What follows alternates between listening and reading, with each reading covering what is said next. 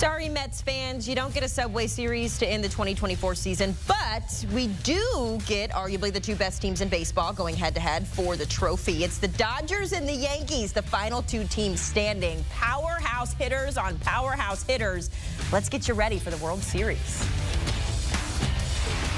And to get you ready, we bring in our Matt Snyder, MLB analyst. Matt, let's go back to last night's game before we look ahead to the big World Series coming up, because it seemed like the Dodgers just couldn't miss yesterday at the plate. They had 4 runs alone scored in the 3rd inning, and then you get good bullpen help as well. What was working for LA last night?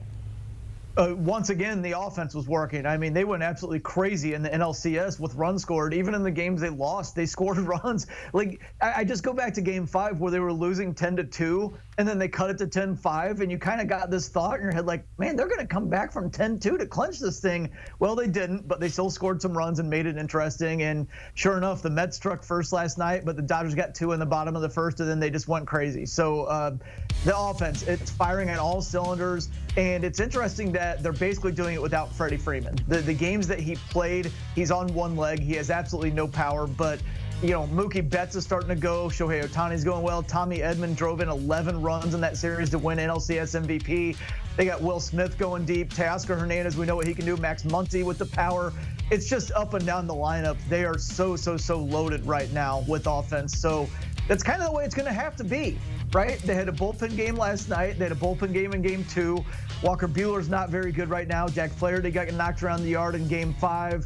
Yamamoto, you don't know what's going on with his shoulder, so they don't really have the rotation right now. They're just going to have to outslug people, and that's exactly what they did in the NLCS and specifically last night. I know the batting in this series is just going to be so exciting to watch on both sides, but I want to go back to Freddie Freeman because you mentioned him dealing with that ankle injury. Dave Roberts even talked about it earlier, I guess last week, and you know, he's noticing that Freddie's swing just isn't what we're used to seeing because he's dealing with that injured ankle. But now he gets 5 days to rest and recover and be ready to go for this series here. Matt, what is it about Freddie Freeman in the lineup that makes him such a difference maker for the Dodgers? Well, he's an incredible batsmith, and I say that in the like a throwback to a Tony Gwynn type, although he had a lot more power. You know, more recently probably like a Joey Votto type, where he's always going to give incredible at bats. He's going to make the pitcher work very hard. If the situation calls for, he needs to punch the ball to the opposite field through the infield for a single. He's the type of guy that can do that. When he's healthy, he's the type of guy who can hit the ball in the ballpark, hit it in the gaps.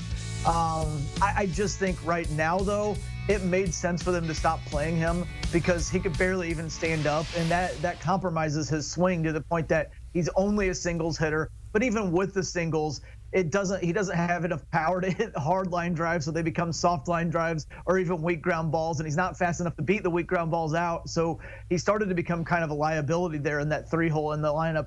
I expect he will be good to go for Game 1 because it will have been a lot of days since he played. Get that ankle swelling down, work hard and everything. But the problem is he's not going to be 100%. So probably re-aggravates it a little bit after Game 1.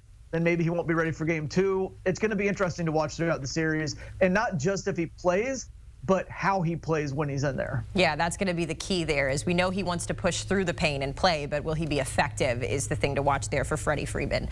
Matt, I know a lot of fans were rooting for a Subway Series or even an underdog to get to this point in the World Series, but we do have 2 of the best teams in baseball going head-to-head here, and the stars in this list as well. Shohei Ohtani and Mookie Betts on one side, Aaron Judge and Juan Soto, Giancarlo Stanton. We got to throw his name in there as he's been playing so well in the postseason here. What do you just make? How special is this World Series going to be for all the fans out there with all the star power playing? Well, I have no doubt that there are many diehard fans in baseball who love rooting for their favorite team and who absolutely hate this matchup because the Dodgers and the Yankees are probably the 2 most polarizing teams in baseball. But for casual fans, the brand value of the Dodgers and the Yankees in the World Series is gigantic, and by no means will anybody be tired of this matchup or think it's stale or anything because the Yankees haven't even been here since 2009. And the Yankees and Dodgers haven't played in the World Series since 1981. It's been a long time since we've seen anything like this. Even though they're 2 of the biggest brands, we do not often see them meet. So I've already seen the tired phrase, oh, it's the same teams every year. That's ridiculous. It's not even close. We haven't seen a repeat champion since 2000 in Major League Baseball. And again, this specific matchup hasn't happened since 1981. So to have these two brands. It's one on each coast. It's the two biggest cities in America, the two biggest markets in baseball, probably the two most marketable brands.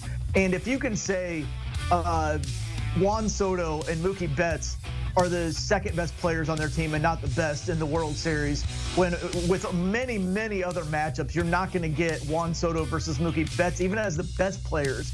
They're the second best in this. And then you go to Judge and Ohtani and how marketable those guys are, especially Ohtani internationally, but also domestically here as well. And Aaron Judge, they're just mega stars in this series. And I didn't even get all the way down to Garrett Cole. It's like there's just so much star power in this thing. It's especially after last year. And this is no knock on the Rangers, and it was really exciting to see the Rangers win the World Series. And it was a fun run by the Diamondbacks, but they were an 84-win Diamondbacks team. After a kind of a down year for the World Series last year, this is as good as Major League Baseball could have hoped for. Yeah, I was going to say, I think for the casual baseball fan too, like knowing that the best hitters, the best pitchers, like all of the stars, this is what you want in a championship series. So, you know, you always want your team to win, but we are excited for this matchup as well. You mentioned Garrett Cole getting the start here. It's just kind of been a roller coaster for him, not just in the postseason, Matt, but really the entire season, dealing with injuries. Now he's got to set the tone for a Yankees team who hasn't won a World Series in 15 years. You know what the fan base wants out of this, Matt. How can Garrett Cole sort of quell those inconsistencies and get them off to a hot start on Friday?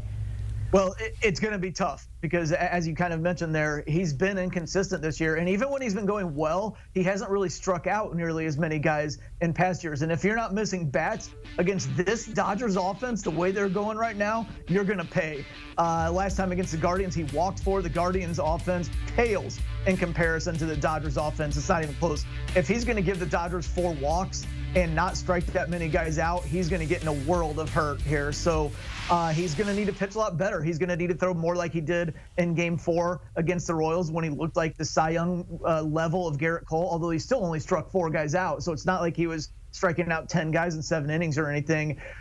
I think he's capable of throwing a very good game, but if I had to bet, I would say smart money's on him getting knocked around a little bit because he just doesn't look the same right now. And this Dodgers offense is firing on all cylinders. I guess if there's any hope, you could say they have 5 days off. So maybe the Dodgers offense cools off a little bit on those days off. Yeah, we'll have to see that. Game 1 happening Friday, October 25th. So we're here. We're at this point of the season where this is it, Matt.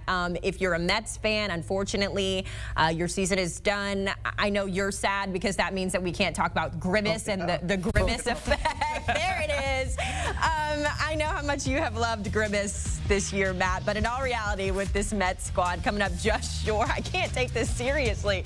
What do the Mets need to do to get to the World Series next year as the offseason is here for them, Matt?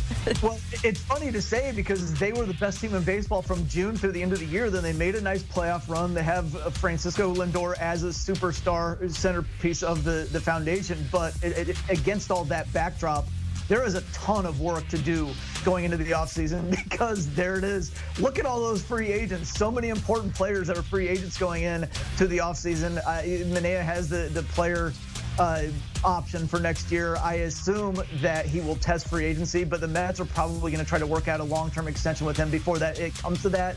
I suspect they're going to let Pete Alonso walk and try to spend their money elsewhere, like maybe, I don't know, Juan Soto, for example. But it's going to be very interesting to see how David Stearns tries to rework this thing and build around a very good foundation that they have in place, but by replacing a lot of important players from that run. So they're going to have deep pockets here. We know Steve Cohen wants to capitalize on this, and he's one of the owners who loves to spend money to bring guys in. They have a nice young foundation of prospects up and coming. We saw a few of them toward the end of the year, such as Luis Angel Acuna, Ronald Acuna Jr.'s brother. I can't wait to see what they do because they're going to be one of the most active teams this offseason to try to capitalize on what just happened, but also to try to replace a lot of those free agents and kind of take a new direction with this ball club. Listen, if Grimace isn't throwing out the first pitch come 2025 for the Mets, I will be disappointed. Oh, yeah. Our Matt Snyder joining us to break down the World Series. Matt, thanks so much for hopping on HQ with us. Here it is. The final series of the 2024 baseball season gets underway this Friday, October 25th in LA. A couple of a couple of games in LA before the series shifts back to the East Coast at Yankee Stadium. This is a good one, guys. We're excited for the two best teams in baseball to go head-to-head. First time since 1981 is what Matt Snyder just told us. Let's get it going.